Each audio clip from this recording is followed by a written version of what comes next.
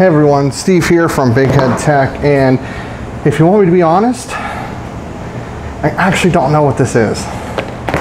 Now, the title would say otherwise because I do all that stuff after the fact, but it's a case from DarkFlash. Was not sent to me, it was purchased by a customer. He really liked it, so I said, whatever. And we're going to review it today. And to be honest, I'm a little bit skeptical because it was very expensive for what I would believe would be a budget case, but I just might be surprised. But do note, for, I think this is around 130 bucks. For $130, you got that Be Quiet 500DX, throw in 3 RGB fans. That's where the extra 30 bucks comes from. I really like that case. So this is a tall order. It does come with soft foam though. So let's take a look. Full disclosure, my customer has already opened the box. I presume he's already taken a look at the case. So let's take a look. Oh, this is a tall boy. So it did come with some really nice, thick soft foam. We're probably 1.5 inches on the shortest, smallest width. So yes, this is indeed a very tall boy. It actually has 4 120s and 2 120s in the rear. Let's open her up. Okay, so taking a look. I was expecting this to be pretty flimsy. It's not. So that's definitely good there. We have a bunch of SSD drive bays right here. Looking at intake, this is kind of the downside. Now this is completely open, so air should be okay because you have this gap here of a few millimeters all the way around, but there's no filtration. And that's kind of, let me look, yeah, there's no filtration. And that's kind of disappointing. When you spend this much on a case, you'd really like to have, filtered intakes, although this has plastic on both sides. We're gonna leave that on. But so far, structure, not a lot of flex in this tray, which is good.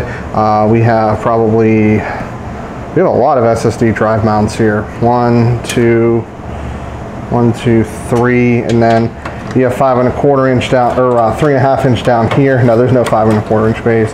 These also have, looks like it has SSD drive mounts. It's a little weird. Oh yeah, that's right. That's how that would go in. So yeah, they have 2 down here. We have a power supply shroud cut out here for our EVGA power supply. Let's look at front I/O.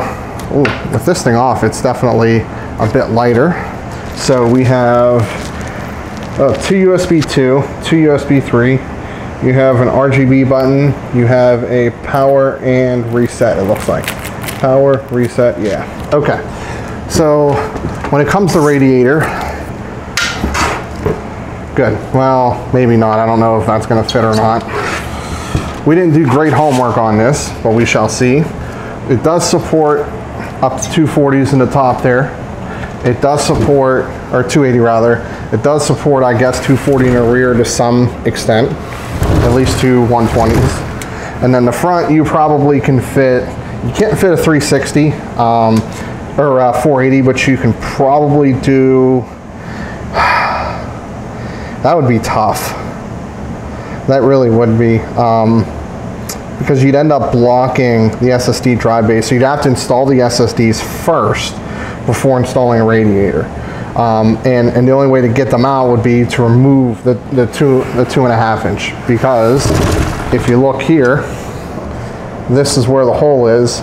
So any movement this way, you'd block that. Cable tie downs and cable management's actually probably a plus. You have tie downs here, here, here, here, here, here. Do we have any along here? Yes, here. So that's good. And we have, please don't tell me this is proprietary. Yes, it is.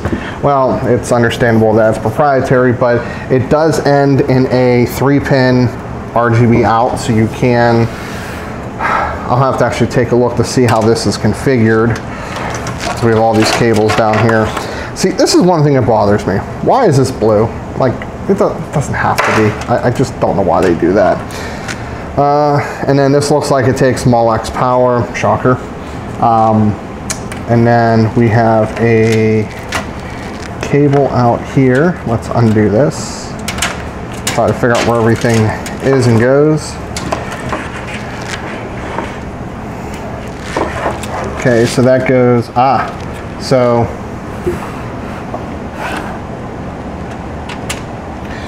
they're most likely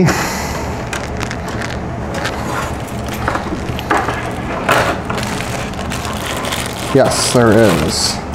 So there is a cable that goes from here to the motherboard, so that's good.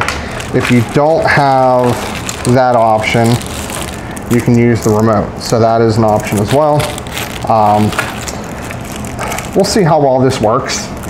We have some other RGB fans, which I actually don't think we're going to be able to use. I'll have to have them send those back. But you'll get my conclusion when I'm done building in it. I'll be honest, I think a lot of the money is spent in these fans because there's 6 fans. Even if they're like $10 a piece, I kind of count this as like a $60 or $70 case at most. But that being said, it might be a pleasure to build in, so wait for my final thoughts. So conclusion time. I really, really wanted to hate this case. I just really didn't want to like it, but man, it has a lot of redeeming qualities. As you can see, RGB synced. It was as simple as the remote. Once you have the 3-pin plugged in from there to the addressable header, you just hit motherboard sync and boom, it syncs. Problem solved. I'm not a big fan of some things. It's missing cutouts on the back side here. I really don't like tempered glass on the back. I really don't. You know, everything else is okay. I'm glad that it comes with a remote, but what really changed my mind on this, how much room there is up top. With this cooler installed, the motherboard only comes up to like here. So I could fit my whole finger back just to plug in the 8-pin after it's all said. I didn't even plug it in all the way the first time, so I was lazy. So I'll be honest, it's a really good novice building case. If I'm gonna be brutally honest, if this is your first computer, granted the RGB is a little but most modern, at least AMD boards, have at least one addressable header. But you know, I was really surprised. I think it lacks in some general planning. I think the cutouts, like I said, are lacking on you know, directly back here. You know, definitely not a lot of good planning for like a front-mounted AIO. But to be honest, considering it can fully support a 280 with no problem, we could have done push-pull and still had enough room probably for another set of fans. I wouldn't recommend doing that. That makes no sense. But yeah, it was actually a pleasure to build in, pretty quick. You know, so I would go to say that I like the fact it's really tall but not really long.